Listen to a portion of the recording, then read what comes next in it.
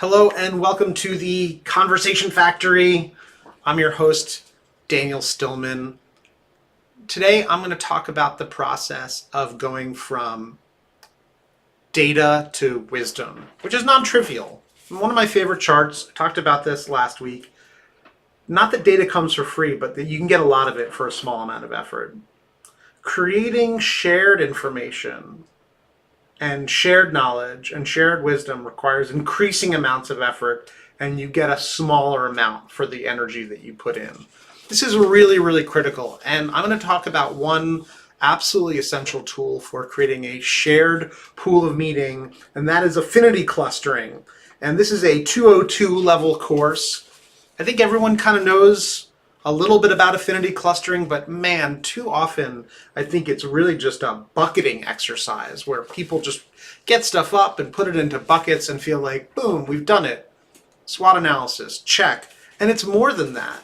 It's a real opportunity to build a shared conversation, a shared pool of meaning, and get to like unexpected insights. So you start with getting data onto paper. And we do it on paper because that interface, as we talked about last time, has just got a better memory than I do.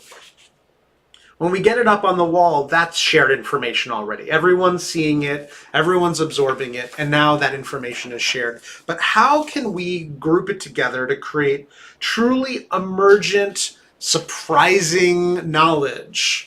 That's the thing that's really of interest to me. I want people to go up on the wall with their sticky notes and to come out of that exercise surprised.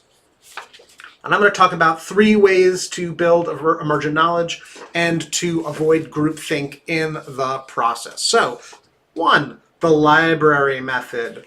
The library method is really handy because it's a great way of reducing power dynamics. Nobody's allowed to talk.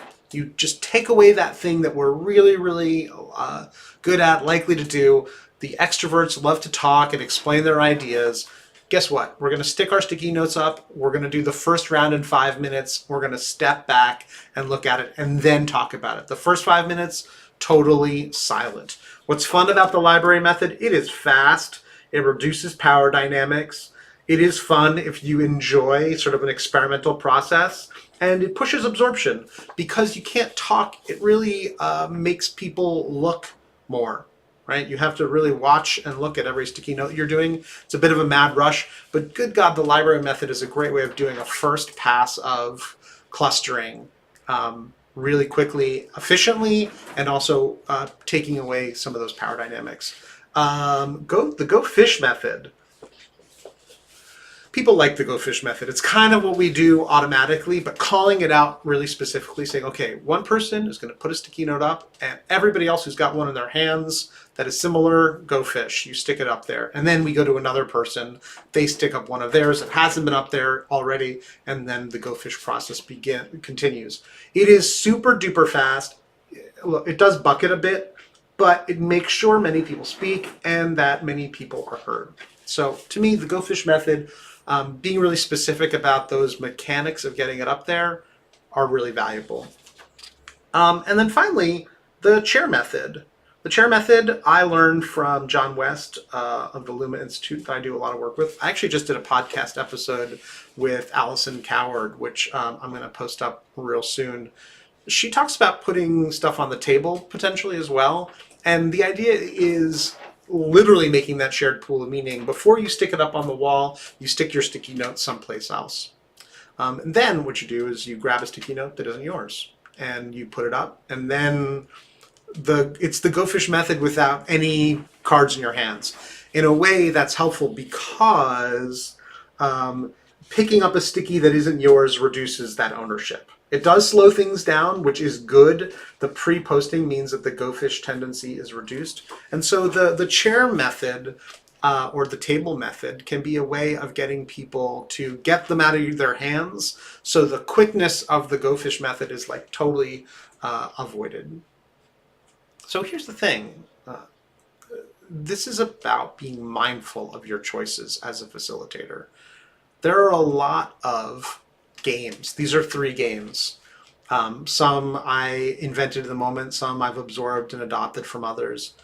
but making your own games requires thoughtful presence in the moment and being improvisational, or thoughtful planning before you get in the room and thinking about what you want the group to do, what behaviors you want to design for.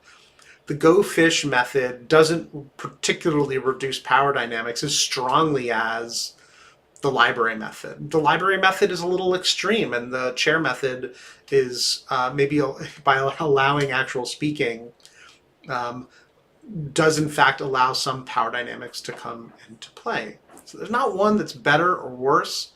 What I want for all of us is to be mindful of how our design choices shapes the conversation. What we're doing in bringing people together and facilitating dialogue is giving people an opportunity to look, to listen, to absorb, and to create shared knowledge about what's going on, and then being able to move forward into hopefully a wise approach to solving those challenges. That's it for this week. I'm going to keep it short and sweet. Thank you so much for your time. Again, go to the Conversation Factory to watch the other episodes in this series. If you're listening on the podcast, the video with the pictures is nice. I'm a fan. And thanks so much for your time. Thanks for your attention. And I will see you at the next video.